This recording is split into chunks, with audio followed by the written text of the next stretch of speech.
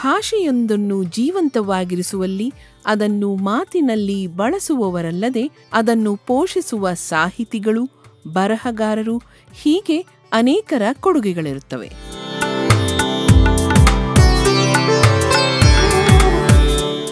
ದ್ರಾವಿಡ ಭಾಷೆಗಳಲ್ಲಿ ಒಂದಾದ ಕನ್ನಡ ಭಾಷೆಯ ಬೆಳವಣಿಗೆಗೂ ಅಂತಹದ್ದೇ ಕೊಡುಗೆ ದೊರೆಯುತ್ತಲೇ ಬಂದಿದೆ.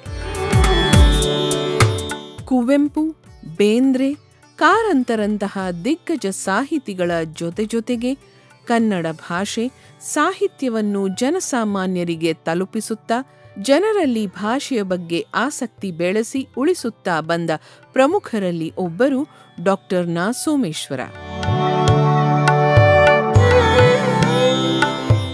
ಬಹುತೇಕರಿಗೆ ದೂರದರ್ಶನದ ಚಂದನ ಟಿವಿಯ ಥಟ್ ಅಂತ ಹೇಳಿ ಕ್ವಿಜ್ ಕಾರ್ಯಕ್ರಮದ ರೂವಾರಿ ಎಂದೇ ಪರಿಚಯ. ಎಲ್ಲರಿಗೂ ನಮಸ್ಕಾರ. ಥಟ್ ಅಂತ ಹೇಳಿ ಕ್ವಿಜ್ ಕಾರ್ಯಕ್ರಮಕ್ಕೆ ತಮಗೆಲ್ಲ ಸ್ವಾಗತ. ಭಾಷಾ ಜ್ಞಾನವನ್ನು ಪರೀಕ್ಷಿಸುವ ಈ ವಿಶಿಷ್ಟ ಸ್ಪರ್ಧೆ ಎಷ್ಟು ಜನಪ್ರಿಯತೆಗೊಂಡಿತು ಎಂದರೆ 2012ರಲ್ಲಿ 1756 ಸಂಚಿಕೆಗಳನ್ನು ಪೂರ್ಣ ಮಾಡುವ ಮೂಲಕ ಲಿಮ್ಕಾ ದಾಖಲೆಗಳ ಪುಸ್ತಕದಲ್ಲಿ ಸ್ಥಾನ ಪಡೆಯಿತು.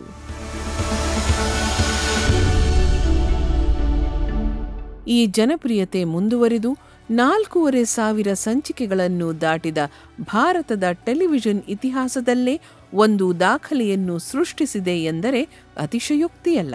ವಿಶೇಷತೆ ಏನೆಂದರೆ ಅದು ಮನುಷ್ಯನ ಸ್ವಭಾವ. ಅಲ್ಲಿ ಒಂದು ಲೆಕ್ಕವನ್ನು ಕೇಳಿದ ಕೂಡಲೇ ಎಲ್ಲರೂ ಸಹ ಶಾಲೆಯಲ್ಲಿ ಕಲಿತಂಥ ಮಗ್ಗಿ ಏನಿದೆ ಅದನ್ನು ಜ್ಞಾಪಿಸ್ಕೊಂಡು ಅಲ್ಲೇ ಗುಣಿಸೋದಕ್ಕೆ, ಕೂಡೋದಕ್ಕೆ, ಕಳೆಯೋದಕ್ಕೆ ಎಲ್ಲ ಮಾಡ್ತಾರೆ. ಕನ್ನಡಕ್ಕಾಗಿ ಶ್ರಮಿಸುವ ಈ ಕ್ವಿಜ್ ಮಾಸ್ಟರ್ ಡಾಕ್ಟರ್ ನಾ ಸೋಮೇಶ್ವರ ವೃತ್ತಿಯಲ್ಲಿ ವೈದ್ಯರು.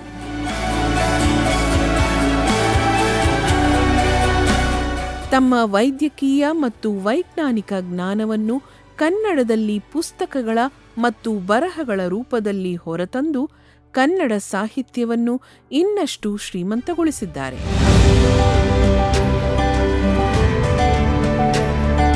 ವಿಜ್ಞಾನ ಜನಸಾಮಾನ್ಯರನ್ನು ಮುಟ್ಟುವುದೇ ಎನ್ನುವ ಪ್ರಶ್ನೆಗೆ ಕನ್ನಡದಲ್ಲಿ ಬರೆದ ಇವರ ವೈದ್ಯಕೀಯ ಮತ್ತು ವೈಜ್ಞಾನಿಕ ಬರಹಗಳು, ಕೃತಿಗಳ ಜನಪ್ರಿಯತೆಯೇ ಉತ್ತರ.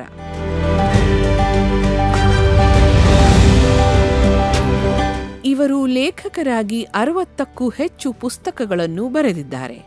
ನಮ್ಮ ಹೊಟ್ಟೆಯೊಳಗೊಂದು ಮಿದುಳು, 7 ಸುತ್ತಿನ ಕೋಟೆಯಲ್ಲಿ 8 ಕೋಟಿ ಬಂಟರು, ಸುಣ್ಣ ಹಚ್ಚದಿರಿ ಹೆಣ್ಣ ಕೂಸಿನ ಕಣ್ಣಿಗೆ, ತಲ್ಲಣಿಸದಿರು ಕಂಡ್ಯ ತಾಳು ಮನವೇ, ಜ್ಞಾನೇಂದ್ರಿಯಗಳು, ನಮ್ಮ ಒಡಲಿನ ವಿಸರ್ಜನಾಂಗಗಳು ಮೊದಲಾದವು ಇವರ ಕೃತಿಗಳು.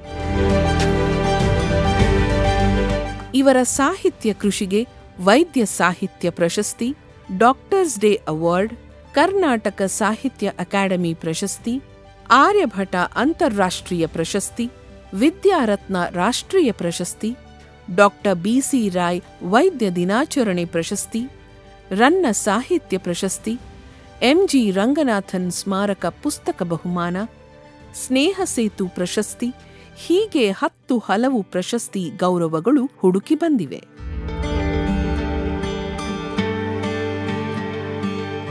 ಇವರು ಜೀವನಾಡಿ ಆರೋಗ್ಯ ಮಾಸಿಕದ ಸಂಪಾದಕರಾಗಿ ಬರವಣಿಗೆಗೆ ಮತ್ತು ಉಪನ್ಯಾಸ ಇವೆರಡರಲ್ಲಿಯೂ ತಮ್ಮದೇ ಆದ ಶೈಲಿ ರೂಢಿಸಿಕೊಂಡವರು. ಅಲ್ಲದೆ ಮೂಢನಂಬಿಕೆಗಳ ನಿವಾರಣೆ, ಆರೋಗ್ಯ ಜಾಗೃತಿ, ಏಡ್ಸ್ ಕುರಿತು ಅನೇಕ ಸಂಘ ಸಂಸ್ಥೆ, ಕಾಲೇಜುಗಳಲ್ಲಿ ಉಪನ್ಯಾಸ ಮತ್ತು ಸಂವಾದ ಕಾರ್ಯಕ್ರಮಗಳನ್ನು ನಡೆಸಿಕೊಟ್ಟಿದ್ದಾರೆ.